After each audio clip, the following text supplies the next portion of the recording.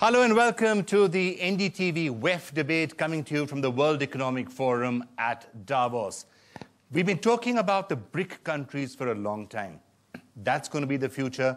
The emerging markets are going to take over the world, and the BRIC countries in particular are going to dominate the global economy. That's been the buzz here at Davos and elsewhere for many years now.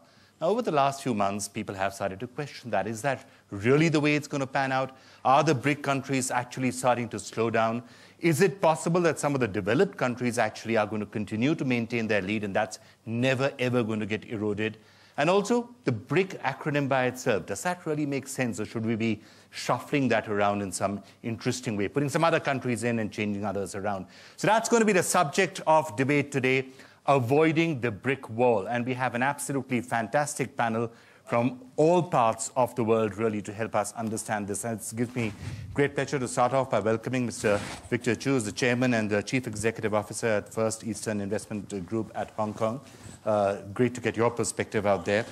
Sitting next to him, Mr. Gita Wirjawan, who's the Minister of Trade for Indonesia, one of the countries that people feel might come in there. I've heard people saying that India should go and Indonesia should come in, but, you know, whether that happens or not, maybe we can find some other way of sneaking Indonesia into that. But it's great to have you with us. Juliette Labelle, it's a great, great privilege to have you with us. She's the chair of Transparency International. We've seen so much talk about corruption in the BRIC countries and elsewhere, and that is being seen as one of the factors that could cause them to slow down. So it'll be great to get your perspective. You are, of course, also the co-chair of the World Economic Forum, so it's a privilege to have you with us. Mr. Anand Sharma, it's wonderful to have you back with us here at the NDTV WEF debate. Now, last year when you were here, there was a sense of great doom and despair about India, not least because there'd been a flip-flop in multi-brand retail and FDI and multi-brand retail. Now, you've been able to get that through in the months since then, and you've been the person who's championed that, so we're going to get some of your stories from there. And Klaus Kleinfeld, it's great to have you with us as the chairman and the CEO of Alcoa. You're represented in many of these countries, but perhaps you could also get a developed country view into this as well. Can I just start off by getting your essential perspective, though? The BRIC countries, are they heading for a wall? No, I think the BRIC country is thriving. I think the BRIC country have given inspirations to other emerging markets to step up their efforts to come onto our league. There's now another grouping called MINT, Malaysia, Indonesia, Nigeria, and Turkey. The BRICS country have to look over their shoulder, make sure that we are always on the cutting edge of innovation and differentiation so that we can maintain the momentum. Anand Sharma, would you agree with that the BRIC countries, there's nothing wrong with the BRIC story?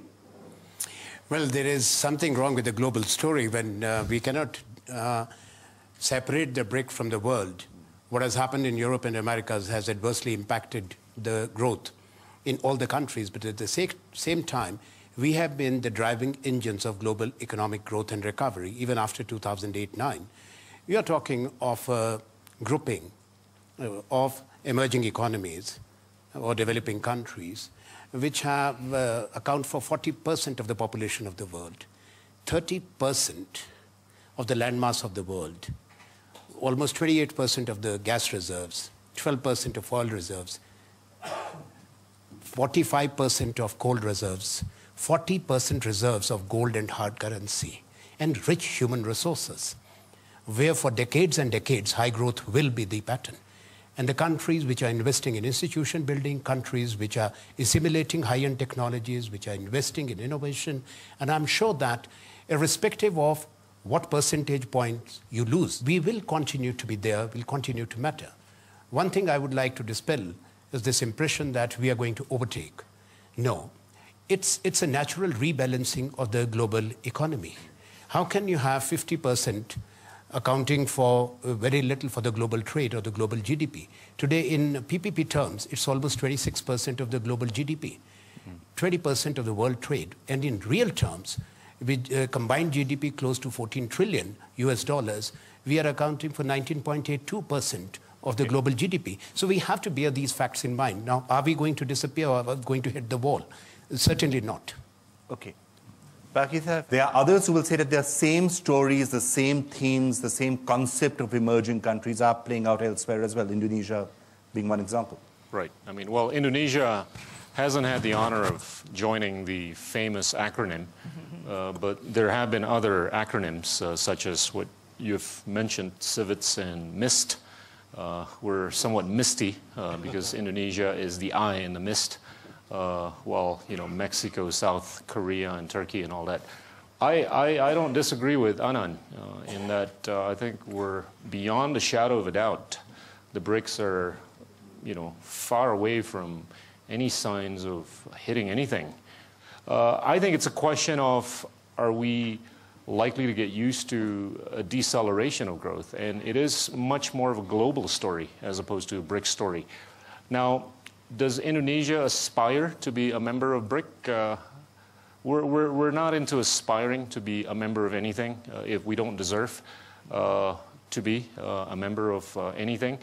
But what we can tell the world is that I think Indonesia has remained somewhat unscathed from the externalities that we've seen in the last 4 years by way of the configuration of the economic structure.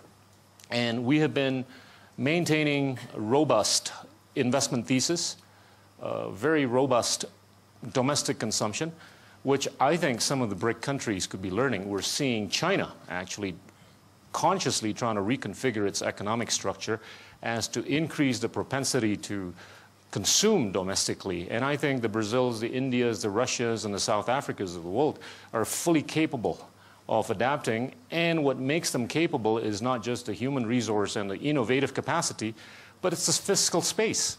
The fiscal space of all the BRIC countries, I think, is much better than some of the European countries and the US that we've seen. India's #1 news app just got even better. Download NDTV's new app. Fully optimized for retina display. Full screen view. Faster response time. And Sudoku.